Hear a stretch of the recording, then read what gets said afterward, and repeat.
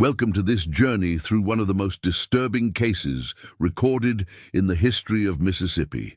Before we begin, I invite you to leave in the comments where you're watching from and the exact time you're listening to this narration. We're interested to know where and at what times of day or night these documented accounts reach. In the autumn of 1843, a peculiar transaction was recorded in the ledgers of the Willow Creek Plantation, 15 miles east of Natchez, Mississippi. The entry, penned in careful script, noted the purchase of a female slave described only as blind negress, advanced age, limited value for the sum of $30, a pittance compared to the usual rates of the time. What made this transaction noteworthy was not the price, but the purchaser, Edward Langford, the 37-year-old heir to one of the largest cotton plantations in Adams County. According to records preserved in the Mississippi State Archives, Langford had never personally attended a slave auction before. His father, Colonel William Langford, had managed all such business matters until his death 3 years prior. What compelled Edward to make this unusual purchase remained unexplained in any official documentation. The plantation's accountant noted only that Mr. Langford insisted on completing the transaction himself, refusing assistance from his overseer. The woman's name, as recorded in the bill of sale, was Mary Ellen Carter. She was estimated to be between 60 and 70 years of age, though no birth records existed to confirm this.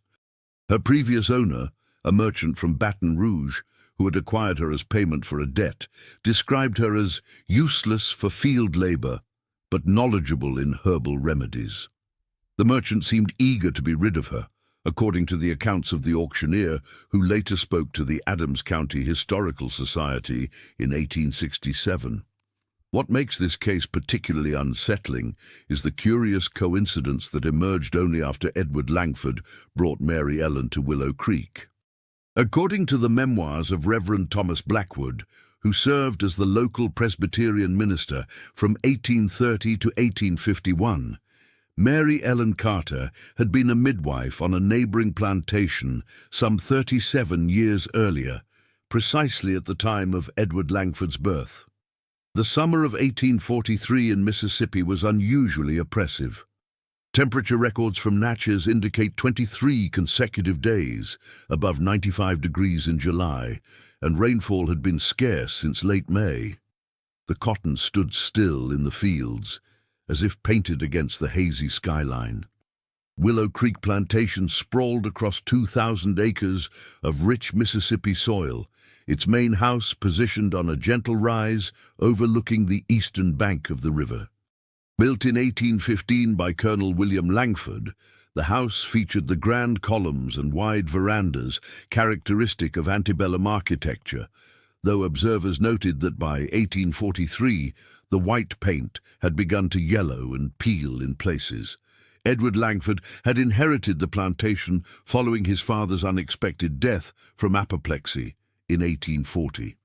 He was the sole surviving child, his 3 siblings having succumbed to various childhood ailments in the 1820s. According to the personal correspondence of his mother, Eleanor Langford, Edward had always been a peculiar child, reserved, bookish, and prone to long periods of solitary contemplation. Eleanor herself had passed away from consumption in 1839, leaving Edward entirely alone. The household staff at Willow Creek consisted of 14 domestic slaves and a white housekeeper, Mrs. Virginia Pembroke, a distant cousin of Eleanor's who had come to manage the household following Eleanor's declining health. Mrs. Pembroke's private letters to her sister in Richmond, preserved in the Virginia Historical Society collection, describe Edward as a shadow in his own home, who takes little interest in the social obligations of his position. Parish records indicate that Edward had never married, despite being among the wealthiest eligible bachelors in the county. The daughters of neighboring plantations had long since ceased to expect invitations to Willow Creek, and Edward rarely attended the seasonal balls or church picnics that constituted the social calendar of Adams County society. Instead, he devoted himself to the management of the plantation, showing a keen mind for business that even his father had lacked. Under Edward's direction, Willow Creek's cotton production increased by 17% in just 3 years. By all accounts, life at Willow Creek proceeded with methodical precision and little deviation from established routines, until the arrival of Mary Ellen Carter in October 1843. The first unusual incident occurred 3 days after Mary Ellen's arrival at Willow Creek. According to kitchen records and meal planning documents preserved from the estate, Edward Langford instructed that Mary Ellen would not be housed in the slave quarters behind the main house, but instead would occupy a small room adjacent to the kitchen in the main house itself. This arrangement was unprecedented at Willow Creek and caused considerable confusion among both the house slaves and Mrs. Pembroke. In a letter dated October 23, 1843, Mrs. Pembroke wrote to her sister, "Mr. Langford has installed the blind woman in the old sewing room and instructed that she take her meals separately from the others. When I inquired as to the purpose of this arrangement, he informed me that it was a private matter and not to be discussed further." There is something unsettling in his manner when he speaks of her, not affection, certainly, but a strange sort of deference I have never observed in him before. According to the recollections of Samuel Jenkins, who served as Willow Creek's butler from 1835 until 1858, Edward began spending considerable time in Mary Ellen's company. Jenkins, interviewed in 1865 by a journalist from the Natchez Examiner for a series on antebellum estates, recalled, "Master would sit with that blind woman for hours, just talking in low voices. Nobody was allowed to listen in, and if you came too close, he'd send you away with a harsh word. It wasn't natural-like. She was old enough to be his grandmother and blind as a bat, but he treated her like she was precious china." The plantation's daily logs, meticulously maintained by Edward himself, show a curious omission during this period. While every other aspect of Willow Creek's operation continued to be documented with Edward's characteristic precision, no mention of Mary Ellen appears anywhere in the official records after her initial purchase. It was as if, within the formal documentation of the estate, she had ceased to exist.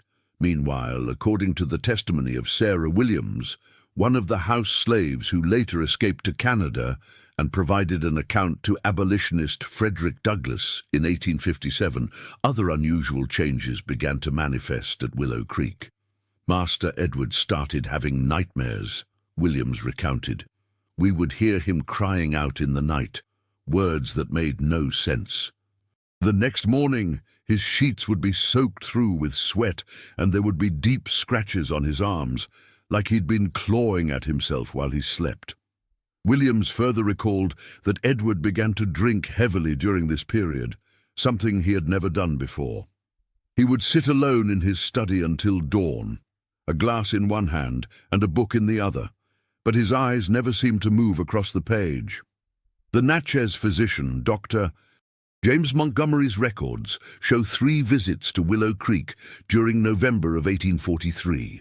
The doctor's notes, preserved in the University of Mississippi Medical Archives, indicate that Edward complained of insomnia, loss of appetite, and disturbing recollections of events long past. Dr. Montgomery prescribed laudanum and suggested a change of scenery, recommending a visit to relatives in Charleston. According to subsequent entries, Edward declined this advice. It was around this time that Edward began making inquiries about his birth. The parish records in Adams County show that he requested access to his baptismal documentation, and letters found in the family Bible indicate that he wrote to several elderly relatives asking for details about the circumstances of his delivery. One such letter to his maternal aunt Gertrude Bishop directly asked, "I must know if there were any unusual occurrences surrounding my birth." Mother would never speak of it, and father grew angry at any mention of the matter. What truth are they hiding from me? No response from Aunt Gertrude was found among Edward's papers after his death. However, county records indicate that she made an unexpected visit to Willow Creek in early December of 1843, traveling from her home in Atlanta despite the difficulties of winter travel. She stayed for only 2 days before departing again, and according to Mrs. Pembroke's correspondence, left in a state of evident distress. The night of December 7th, 1843, marked a turning point at Willow Creek. According to multiple accounts collected by the Adams County Historical Society in the 1860s, a severe thunderstorm struck the area, unusual for that time of year. Lightning reportedly struck an old oak tree near the main house, splitting it in half and sending a massive branch crashing through the roof of the east wing directly above Edward's bedchamber. Samuel Jenkins recalled, "Master wasn't harmed, thank Providence, as he'd taken to sleeping in the study most nights. But the next morning, when we were assessing the damage, the blind woman, Mary Ellen, she came out to the oak tree and placed her hands on the splintered trunk. She said something I couldn't rightly hear, but Master Edward, who was standing nearby, went white as a sheet and grabbed her arm so tight she cried out. He dragged her back into the house, and we didn't see either of them for the rest of the day." What transpired between Edward and Mary Ellen behind closed doors that day remains unknown. However, Plantation records indicate that on December 8th, Edward summoned his lawyer from Natchez and revised his will. The new document, filed with the county clerk and eventually made public after Edward's death, contained an unusual provision. Mary Ellen Carter was to be granted her freedom and a small annuity of $50 per year for the remainder of her life. The weeks that followed were marked by increasing seclusion on Edward's part. He ceased his daily inspections of the fields and delegated most management duties to his overseer.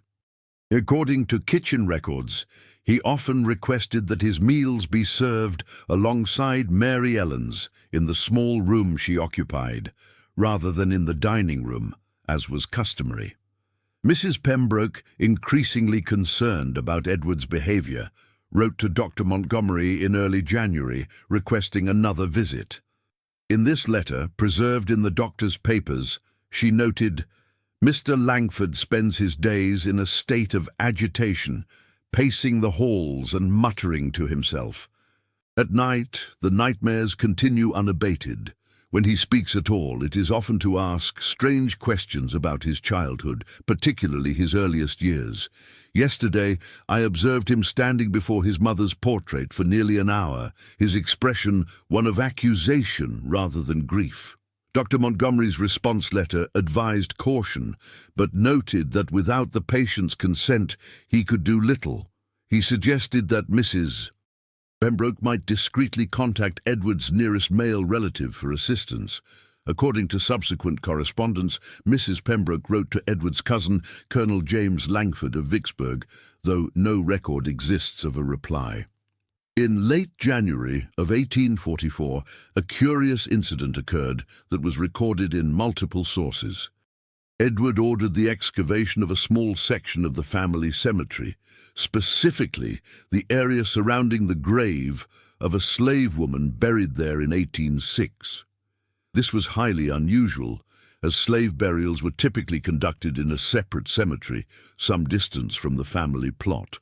According to the testimony of the overseer, John Bradford, collected by the Adams County Historical Society, Edward provided no explanation for this request, but insisted it be carried out immediately. The excavation yielded nothing of note, and the area was restored the following day. However, Sarah Williams later recalled that Mary Ellen had been present during the digging, standing silently beside Edward with her sightless eyes turned toward the ground. "After they filled the hole back in," Williams stated, "I heard the blind woman say, 'It was never there, Edward.' They would have made certain of that." The relationship between Edward and Mary Ellen grew increasingly inscrutable as winter progressed. According to the few accounts available, they spent long hours in conversation, often late into the night. The nature of these discussions remains unknown, but their effect on Edward was apparent to all who encountered him. Mrs. Pembroke described him in February as gaunt and hollow-eyed, like a man pursued by demons. On the night of March 15, 1844, Edward summoned Reverend Blackwood to Willow Creek. The Reverend's journal, donated to the Presbyterian Historical Society after his death, contains an entry regarding this visit. Called to Willow Creek at a most unseemly hour by young Mr. Langford.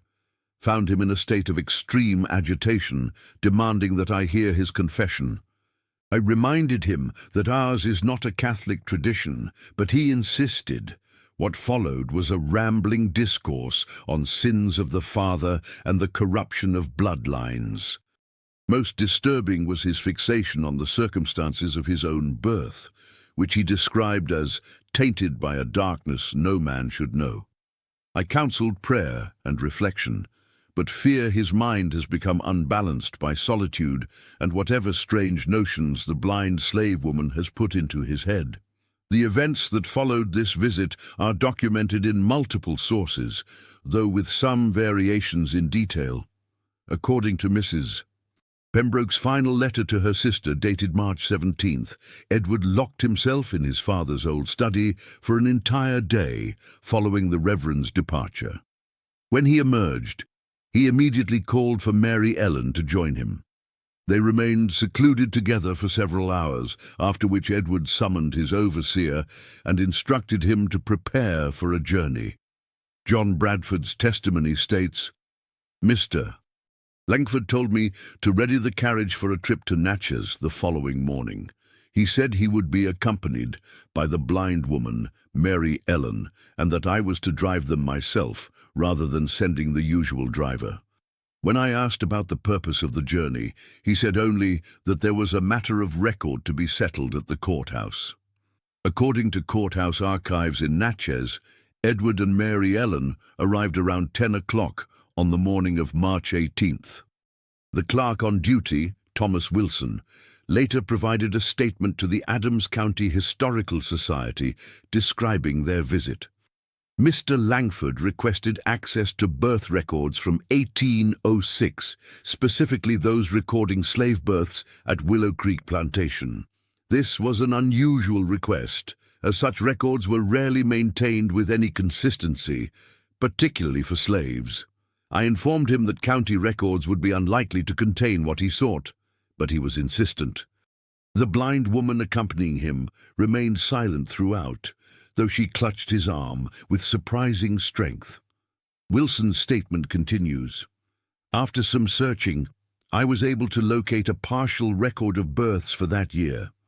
Willow Creek's entries were sparse, but did include notation of twin births to a slave woman identified only as Sarah in early May. One infant, male, was recorded as stillborn. The second, also male, survived. Upon hearing this information read aloud, Mr. Langford became visibly disturbed and asked to see the document himself. After examining it, he inquired whether any amendments or corrections had been made to the record. I confirmed that the page showed evidence of erasure and rewriting, though this was not uncommon in records of that era. At this point, the blind woman spoke for the first time, asking in a clear voice, Is there mention of a third child? There was not. What transpired during the return journey to Willow Creek remains largely unknown. Bradford later recalled only that both Edward and Mary Ellen were silent throughout the trip, and that upon their arrival, Edward immediately retired to his study with strict instructions that he was not to be disturbed under any circumstances. That night, according to multiple witness accounts, Edward's nightmares reached a crescendo of intensity. Several house slaves reported hearing him scream repeatedly with such force that paintings fell from the walls of neighboring rooms. Mrs. Pembroke attempted to intervene, but found the door to his study locked. By morning, the screaming had ceased. When the door was finally opened around noon the following day, Edward was found unconscious on the floor, an empty bottle of laudanum beside him. Dr. Montgomery was summoned immediately from Natchez. The doctor's records indicate that Edward survived this apparent suicide attempt, though he remained unconscious for nearly 3 days. Upon waking, according to Mrs. Pembroke, he exhibited a curious calmness that contrasted sharply with his previous agitation. He requested that Mary Ellen be brought to his bedside and asked for privacy during their conversation. What passed between them during this final meeting is unknown. However, Plantation records show that on March 25, 1844, Edward Langford formally freed Mary Ellen Carter, providing her with manumission papers and a small cottage on the edge of Willow Creek property. The legality of this arrangement was questionable under Mississippi law at the time, which had imposed increasingly strict limitations on manumission since 1832, but no challenge was ever recorded. For reasons that remain unclear, Edward also made arrangements to relocate his mother's remains from the family plot to the chapel cemetery in Natchez, a process that was completed in April of 1844. The original grave was left unmarked. Edward Langford continued to manage Willow Creek Plantation until 1848, though accounts suggest he never fully regained his former vigor or attention to detail. Plantation production records show a steady decline during these years, and by 1847, Edward had sold off nearly 500 acres of land. Mary Ellen Carter resided in the cottage provided for her until her death in November 1849. According to local records, Edward visited her regularly throughout this period, often bringing a physician to attend to her increasing frailty. Her funeral was attended only by Edward and Reverend Blackwood, who noted in his journal, "Laid to rest, the woman called Mary Ellen today." Langford insisted on a proper Christian burial and a headstone bearing her name, unusual considerations for one of her station. Throughout the brief service, he stood rigid as a board, his face betraying no emotion, save when I recited the line, "Ashes to ashes." At this, he flinched as if struck. 3 months after Mary Ellen's death, Edward Langford sold Willow Creek Plantation to a businessman from New Orleans and departed Mississippi. County records indicate that he purchased a modest property near Charleston, South Carolina, where he lived in relative seclusion until his own death in 1856 at the age of 50. The mystery at the heart of this story, what connection existed between Edward Langford and Mary Ellen Carter, and what terrible truth they uncovered about his birth, remains largely speculative. However, a curious document discovered during renovations to the Willow Creek main house in 1869 offers a tantalizing clue. Workmen removing damaged floorboards in what had once been Colonel William Langford's study discovered a hidden compartment containing a leather-bound journal. The journal, now preserved in the Mississippi Department of Archives and History, appears to have belonged to Eleanor Langford. Most entries concern routine matters of household management, but a series of entries from April and May of 1806 paint a disturbing picture. According to these entries, Eleanor, who had suffered multiple miscarriages in the years prior, was desperate for a child. When a slave woman on the plantation delivered healthy twin boys in early May, while Eleanor was recovering from yet another failed pregnancy, Colonel Langford proposed a solution to his wife's distress. One of the twins would replace their stillborn child to be raised as their own son and heir. The slave mother, identified only as Sarah, was to be told that both her children had died. To ensure her silence, arrangements were made to sell her to a plantation in Louisiana immediately after her recovery. The midwife who attended the birth, presumably Mary Ellen Carter, though she is never named directly in the journal, was the only other person aware of the deception. According to Eleanor's account, the midwife was paid for her silence and retained at Willow Creek, where she could be monitored. The final entry regarding this matter, dated May 20th, 1806, reads, "William has decided that additional precautions are necessary. The midwife's eyes are to be put out, an unfortunate but necessary measure to protect our son's future. She will be told it is punishment for stealing, and none will question it. William assures me she will still be useful in the herb garden, and her silence is now doubly assured, as who would believe the word of a blind slave against that of the master? I pray for forgiveness, even as I recognize the necessity of these actions." The journal contains no further mention of either Sarah or the midwife, though subsequent entries track Edward's development with the meticulous attention of a mother genuinely devoted to her child.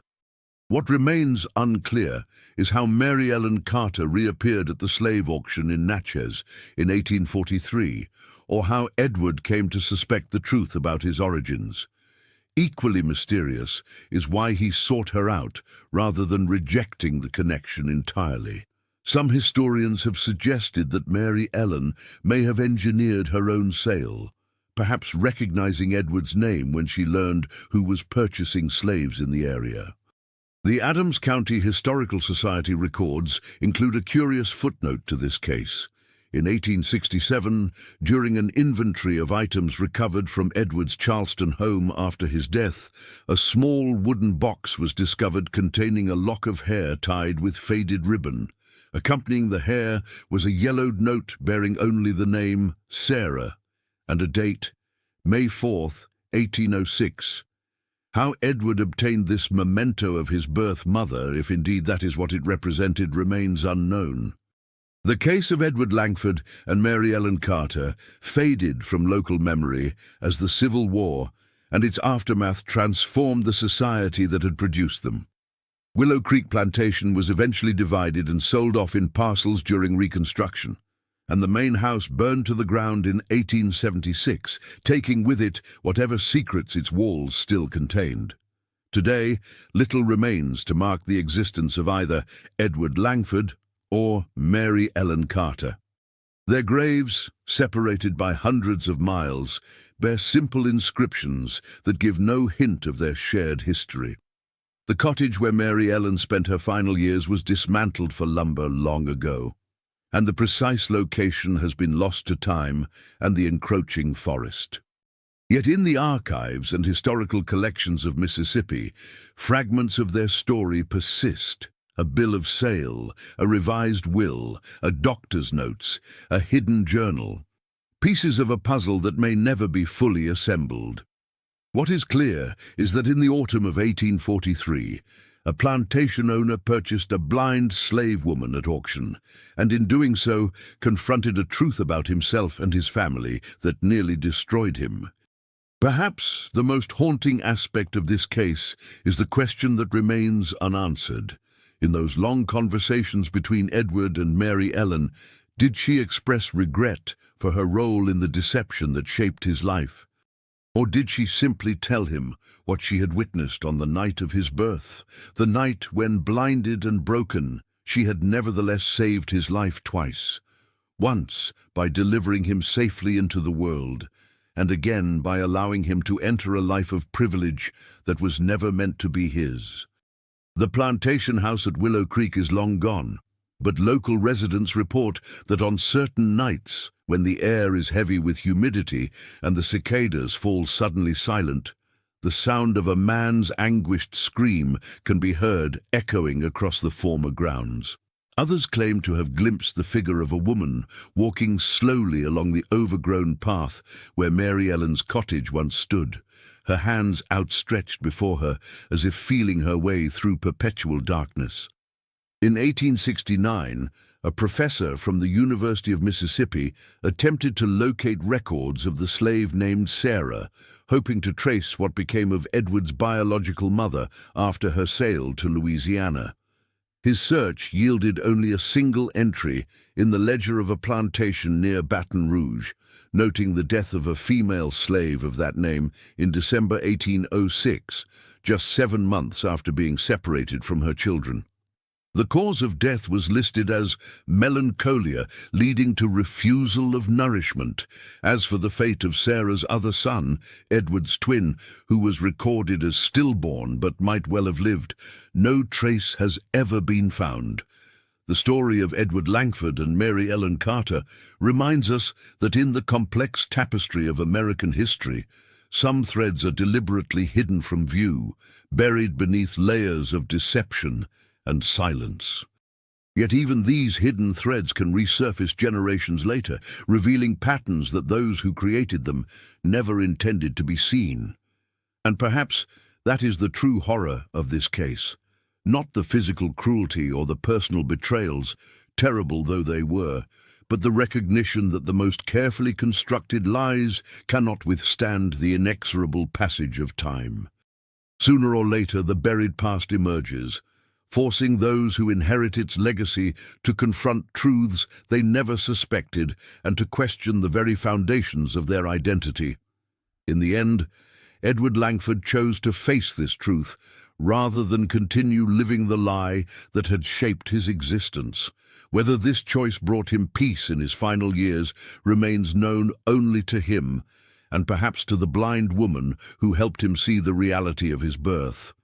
In 1869, a professor from the University of Mississippi attempted to locate records of the slave named Sarah, hoping to trace what became of Edward's biological mother after her sale to Louisiana.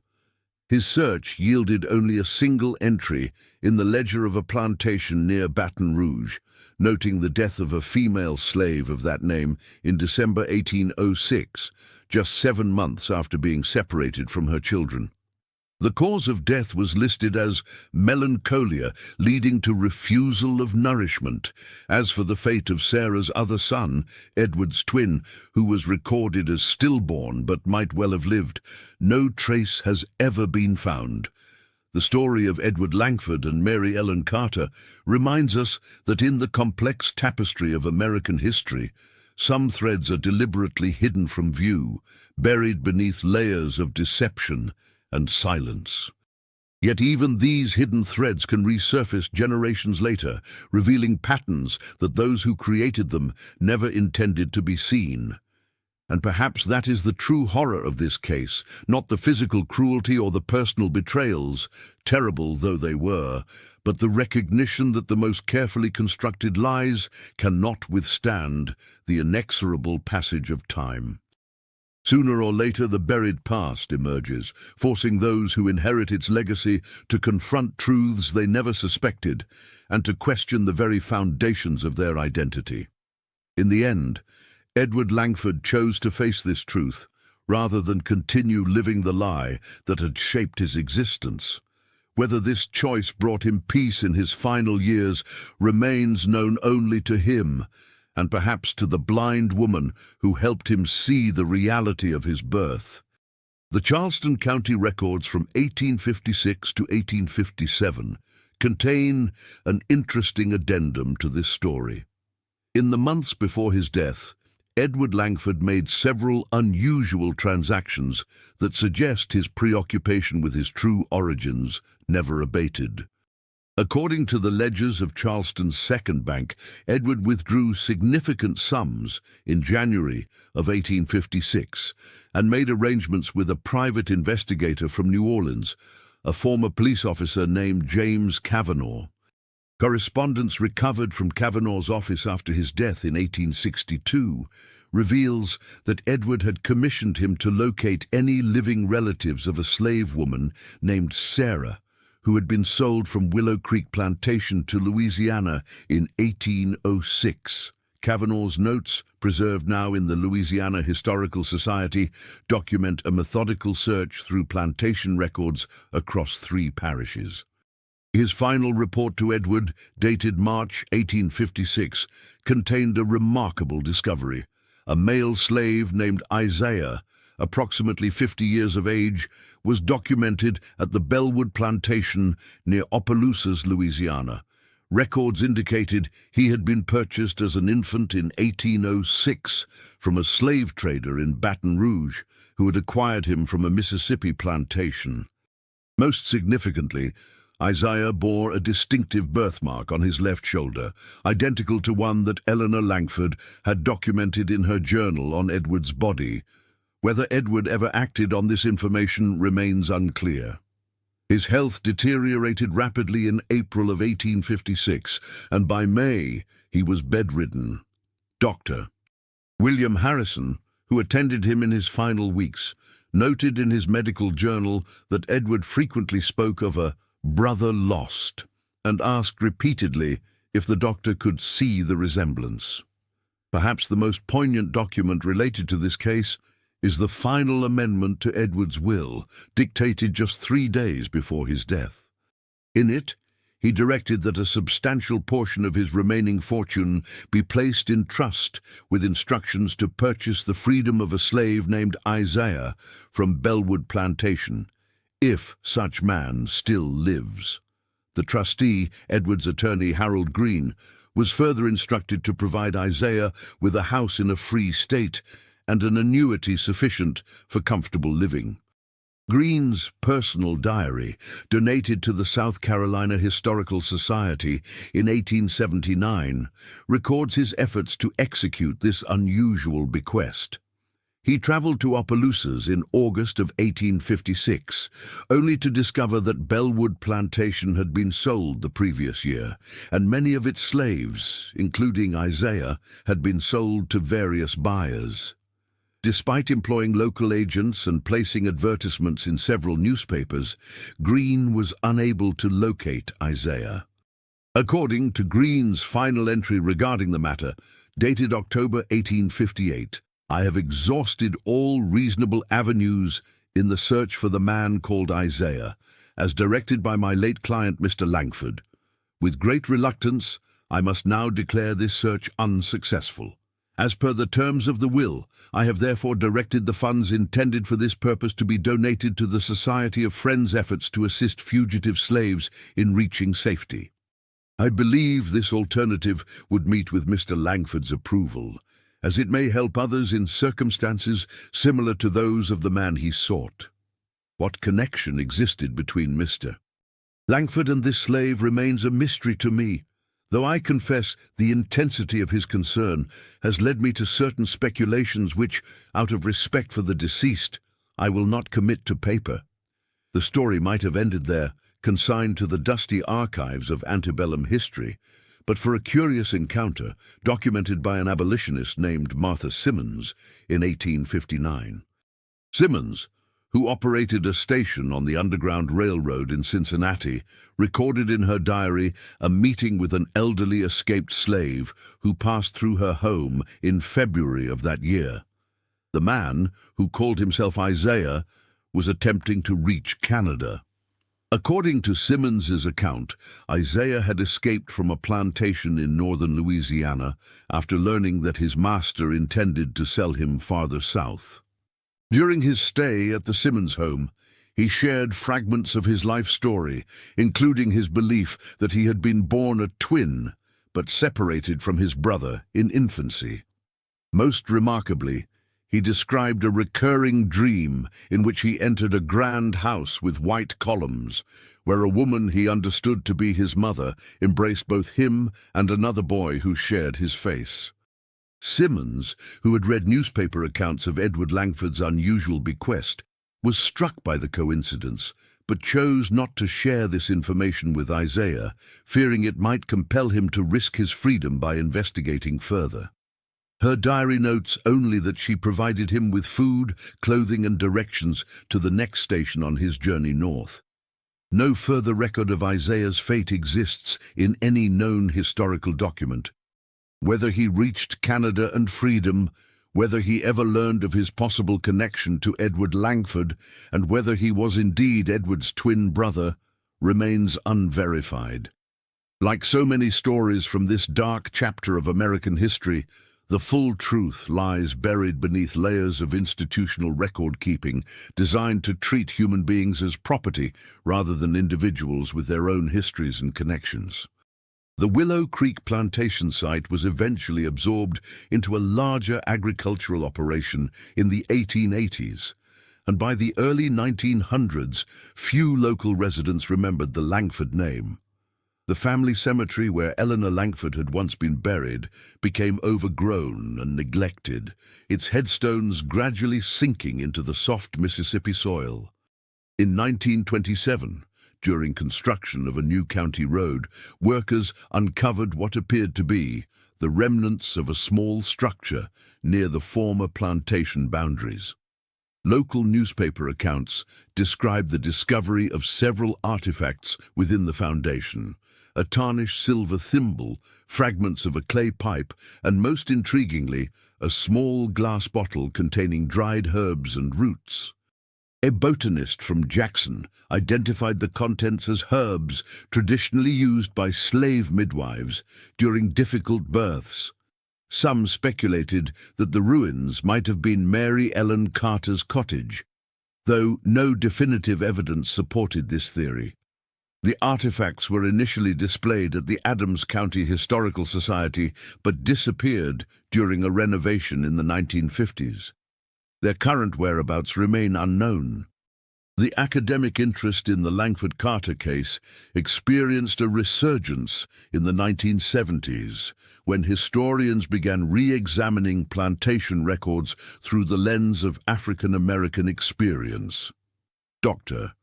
Claudia Jefferson, a historian specializing in the lives of enslaved women, published a detailed analysis of Eleanor Langford's journal in 1976, highlighting the psychological impact of the plantation system on all involved, including the white women who were often complicit in its cruelties. Jefferson's research uncovered additional context regarding midwives like Mary Ellen Carter. Plantation records from across the South documented the paradoxical position these women occupied, valued for their skills in ensuring the survival of both white and enslaved children, yet vulnerable to severe punishment if they were perceived as threatening the social order in any way. The deliberate blinding of a slave midwife was not unique to the Langford case. Similar incidents were recorded on at least 3 other plantations in Mississippi and Louisiana between 1800 and 1820. What distinguished Mary Ellen's case, Jefferson argued, was her apparent decision decades later to engineer a confrontation with the child whose birth had precipitated her suffering. Whether motivated by a desire for retribution or reconciliation remains a matter of speculation, but the fact that Edward Langford not only purchased her but subsequently freed her suggests their interactions were more complex than simple vengeance would allow. In the archives of the Mississippi Department of Health, Jefferson discovered a curious document that had previously escaped notice. A register of Negroes practiced in medicine from 1823 included an entry for a blind woman known as Mary, who was noted for her exceptional success in treating fevers and digestive ailments on 3 neighboring plantations near Natchez. The register recorded that she had been trained in African methods supplemented by European knowledge and was permitted to travel between properties, an unusual privilege for an enslaved person, particularly one with a disability.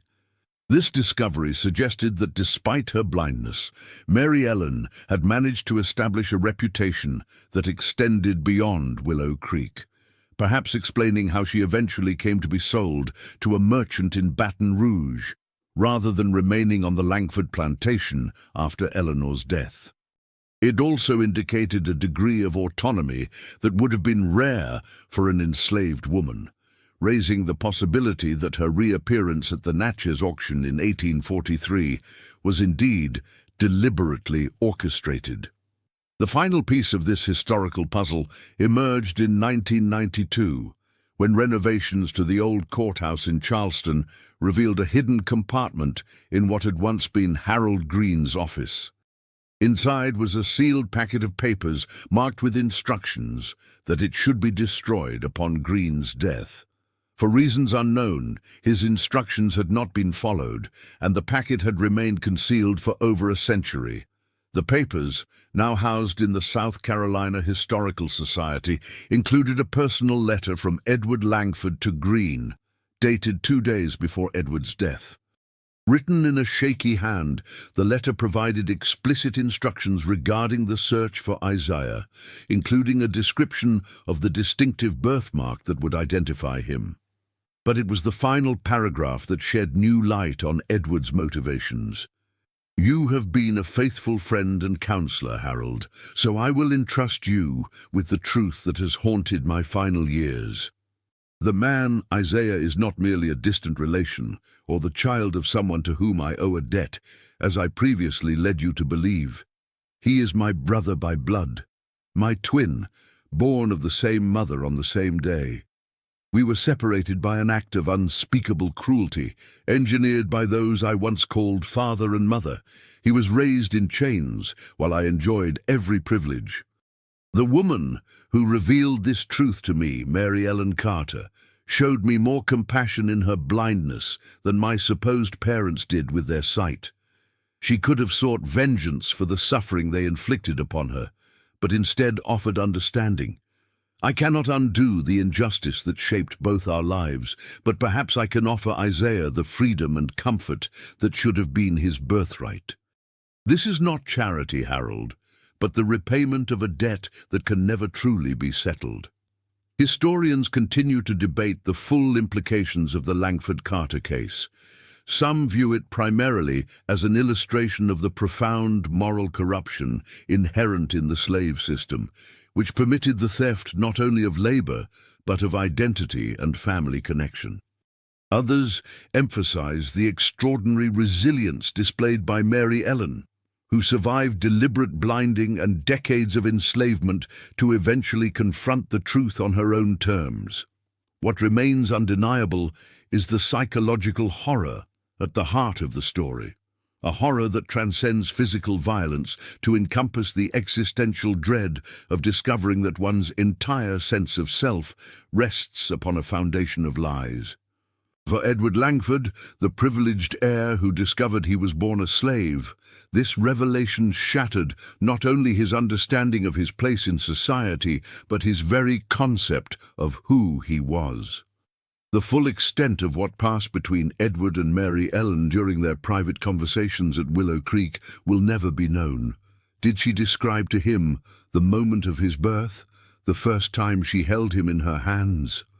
Did she tell him about his mother, Sarah, what she looked like, the sound of her voice, how she had wept when told her sons were dead? Did she reveal how she had recognized Edward at the auction from some subtle feature that persisted despite the 37 years that had passed since she last saw him?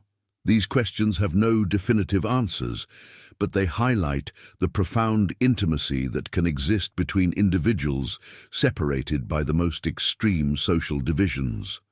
Mary Ellen Carter, an elderly blind woman considered so worthless that she was sold for $30, possessed knowledge that upended the world of one of Mississippi's wealthiest young planters. In their unlikely connection lies a truth about American history that extends far beyond a single plantation or family, the inescapable interdependence of lives that the institution of slavery attempted to categorize as entirely separate and unequal. Today, the land where Willow Creek Plantation once stood is part of a national forest. Nothing remains to mark the lives of Edward Langford, Mary Ellen Carter, Sarah, or Isaiah. Yet their story persists, a whispered counterpoint to the official histories that long obscured the complex human realities of the antebellum South. Perhaps the most fitting epitaph for this case comes from a source seemingly unrelated to it. In 1861, an anonymous poem appeared in the abolitionist newspaper The Liberator, titled simply The Midwife. While no direct connection to Mary Ellen Carter has ever been established, certain phrases suggest the author may have been familiar with her story.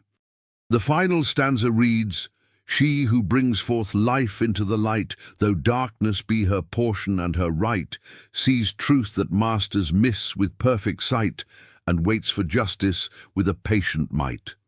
Whether justice was ever truly served in the case of Edward Langford and Mary Ellen Carter remains for history to judge. What is certain is that their intertwined fates offer a powerful reminder that even the most carefully maintained systems of oppression cannot prevent the emergence of human connection across their boundaries, connections that sometimes, against all odds, lead toward a measure of truth and reconciliation.